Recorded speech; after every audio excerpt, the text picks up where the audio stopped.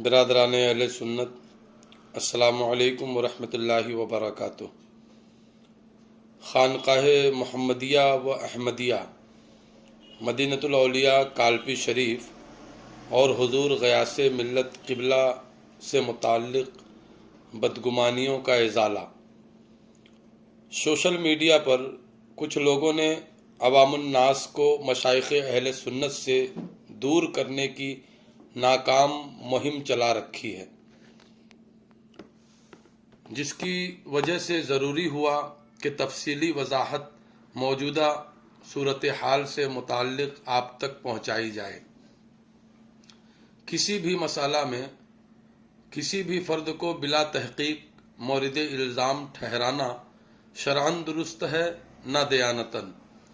یہ تو حکم عام ہے، اگر خاص علماء و مشائخ میں سے کوئی ہو تو حکم اور زیادہ سخت ہو جاتا ہے۔ الفتنۃ اشد من القتل۔ اولاً خانقاہ محمدیہ اور اس کی تمام موقوفہ اراضی حضور ضیاء ملت کے آبا و اجداد کی پشتینی موقوفہ جائیداد ہے، جس کے وارث و متولی حضور غیاث ملت قبلہ ہیں۔ خانقاہ کو محفوظ ہاتھوں میں رکھنے اور خانقاہ کے روشن مستقبل کے لیے حضور ضیاء ملت ہی نے ایک کمیٹی تشکیل دے کر وقف بورڈ کے ماتحت خانقاہ کو کیا، اور آپ بذات خود اس کے سرپرست اور امین و متولی رہے۔ مرور زمانہ کے ساتھ کمیٹی کے بااثر افراد نے موجودہ متولی و صاحب سجادہ سیدی سرکار غیاث ملت کے علم میں لائے بغیر اس جائیداد کا استعمال اپنی سہولتوں اور مفاد کے لیے کیا۔ نوبت یہاں تک آن پہنچی کہ اب انہیں غصب کرنے کے لیے پوری ایڑی چوٹی کا زور لگائے ہوئے ہیں۔ جیسا کہ سوشل میڈیا پر کہا جا رہا ہے کہ بزرگوں نے تخت و تاج کو ٹھوکر مارا، موجودہ صورتحال حضور صاحب سجادہ کی بے نیازی کا واضح ثبوت ہے۔ اگر شروع سے گرفت مضبوط ہوتی تو کمیٹی کی منمانی اس حد تک نہ پہنچتی۔ پھر یہ کہ شرعاً یہ درست نہیں کہ موقوفہ اراضی پر کسی کو ناجائز قبضہ کرتے دیکھ خاموش رہا جائے۔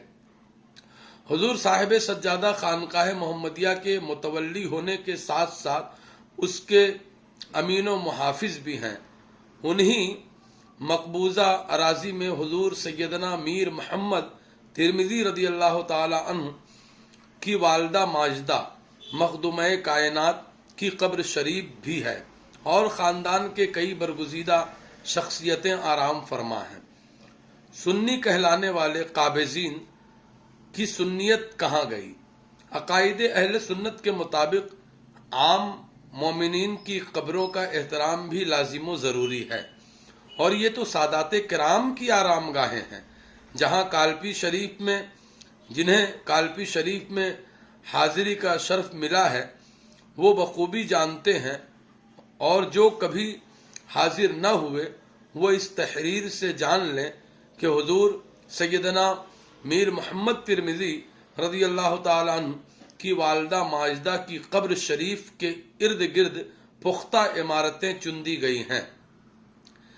اس سے قریب نالی اور سڑکیں بھی جاری ہیں۔ کیا ہم اپنی والدہ کی قبر کو اس حال میں دیکھنے کے متحمل ہیں؟ آواز دو انصاف کو، انصاف کہاں ہے؟ نازش اہل سنت سیدی سرکار غیاث ملت انہی مقبوضہ اراضی کی بازیابی کے لیے کوشاں ہیں۔ معتبر ذرائع سے معلوم ہوا کہ خانقاہ شریف کی ٹوٹی ہوئی دکانوں اور زمینوں پر ملنے والے گورنمنٹی معاوضہ کی تقریباً کروڑوں روپے کو حضرت کے علم میں لائے بغیر کمیٹی ہضم کر گئی۔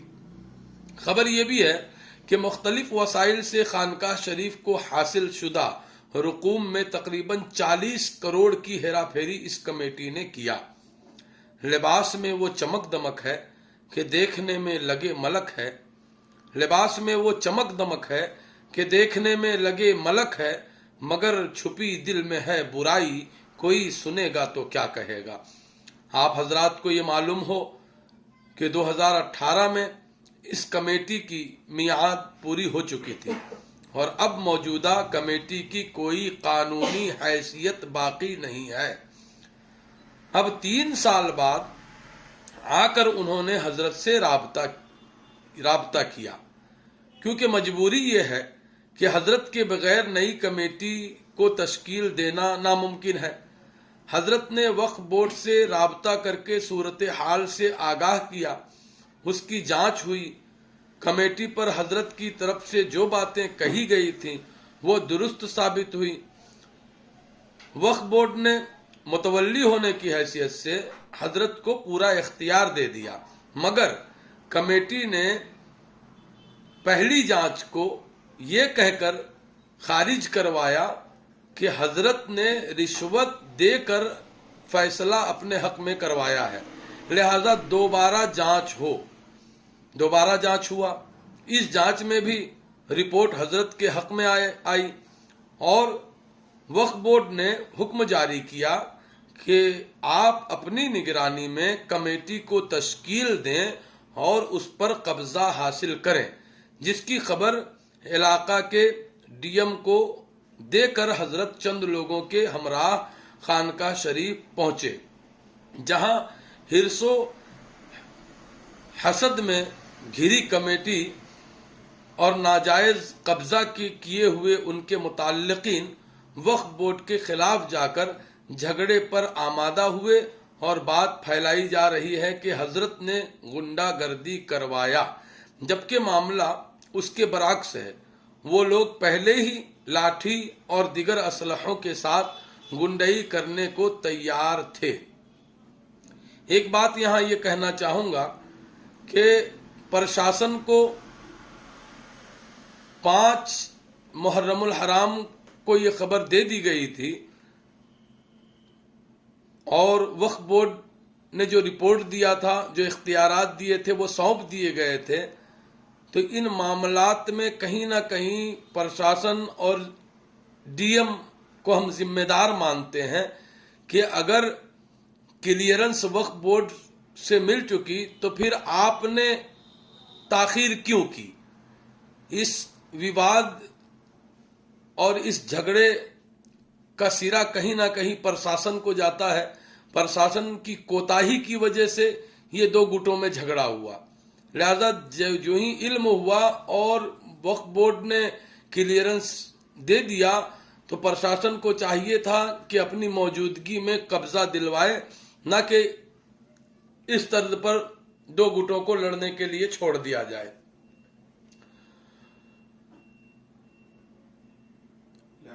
लिहाजा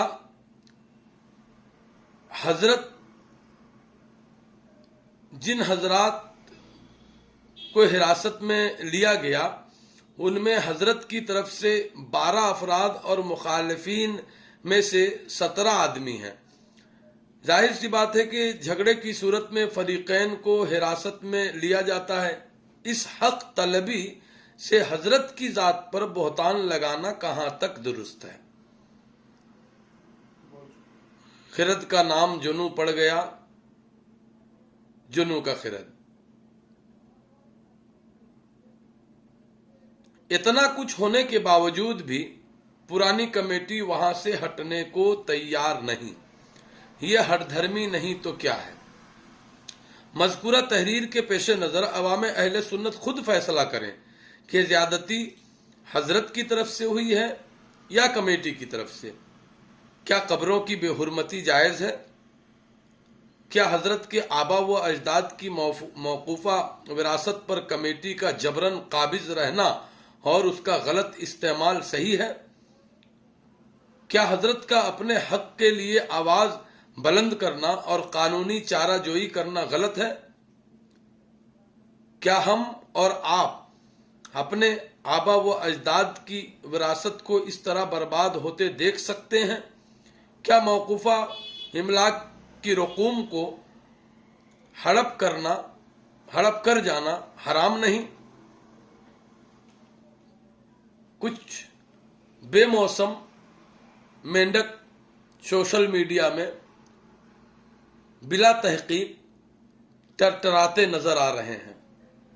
उन्हें चाहिए कि सबसे पहले मामले की तहकीक करें, उसके बाद कोई वीडियो वायरल करें या किसी पर बहतान लगाएं, क्योंकि बिला तहकीक किसी पर बहतान लगाने की शरअन हमें मुसलमान होने की हैसियत से इजाजत नहीं। इल्जाम अगर साबित न कर सकें तो इल्जाम आप पर खुद लौटता है। दुआ है कि अल्लाह रब्बुल इज्जत अहले सुन्नत पर रहम फरमाए और हुजूर साहिब सज्जादा को उनके हमनवाओं के साथ फतह कामरानी से हमकिनार फरमाए। आमीन बिजाहे सय्यदुल मुरसलीन व अलैहिस्सलातु व तस्लीम। फ़कीर मोहम्मद काशिफ रज़ा हनफी सिबतैनी संबलपुर उड़ीसा से आप सभी से गुजारिश करता है कि हमारा खुद का कोई चैनल नहीं कि मैं इसको अपलोड करूं या किसी के साथ शेयर करूं। जो लोग चैनलों से जुड़े हुए हैं और जिनके सब्सक्राइबर बड़ी तादाद में हैं, उनसे दस्तबस्ता फ़कीर अर्ज करता है कि इस तफसीली वजाहत को आप ज़्यादा से ज़्यादा शेयर करें, अपलोड करें और अवाम अहले सुन्नत तक पहुँचाएँ, ताकि हजरत के ताल्लुक़ से फैली हुई बदगुमानियों का सही तौर पर इजाला हो सके। अस्सलामु अलैकुम व रहमतुल्लाहि व बरकातुहू।